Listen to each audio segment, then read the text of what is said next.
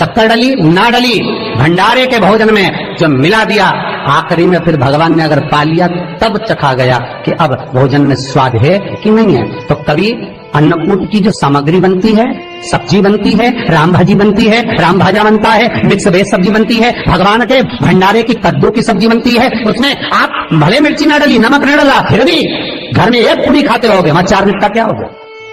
क्यों? क्योंकि वहां अन्नपूर्णा स्वयं देने के लिए तैयार खड़ी है। और हमारे घर में तुम चक चक के बना रही हो, बेटे को दूध भी दे रही तो बोतल में से 2 बूंद टपका के पहले चख ले रही। बाहर चले जाओ, बाहर चख सकते हो, बाहर जाकर पाओ, फिर बच्चे के लिए दूध में शक्कर मिला लो।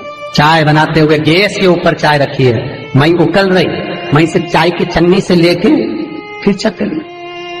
कैसे आए वे अन्नपूर्णा, ये तो बताओ।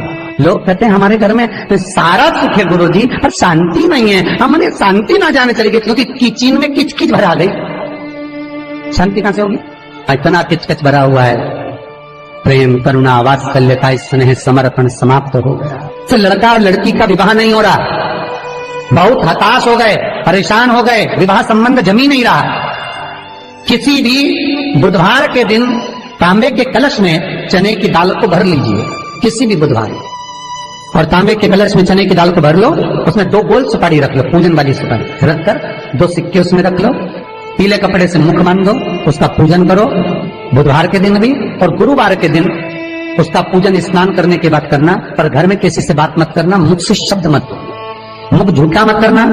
पूजन करने के बाद उल्टे हाथ पर कलश को रखकर सीधे हाथ से ढककर कोई ब्राह्मण के घर में जाकर साथ में किसी को ले जाओ, बिना बोले, बिना बात करे, बिना कहे, साथ जाकर ब्राह्मण का दरवाजा बजा दे, बात कर ले और तुम्हें गया वो, पर तुम्हें नहीं बोलना है। और वो कलश ब्राह्मण की अपनी कामना कर कर वो कलश का दान दे दिया जाए।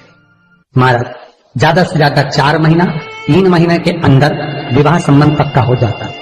विवाह से चने की दाल का दान कुछ सहज नहीं है।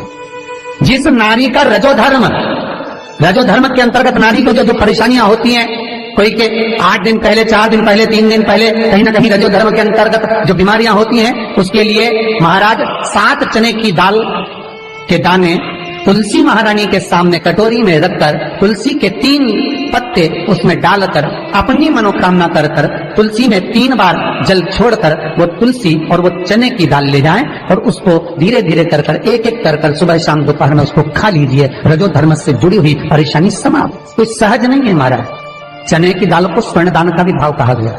हमारे हिंदू धर्म में चने की दाल को स्वर्ण दान भी करते हैं। जो व्यक्ति स्वर्ण दान नहीं कर पाता वो चने की दाल का दान कर देता है, तो स्वर्ण दान के बराबर मान्य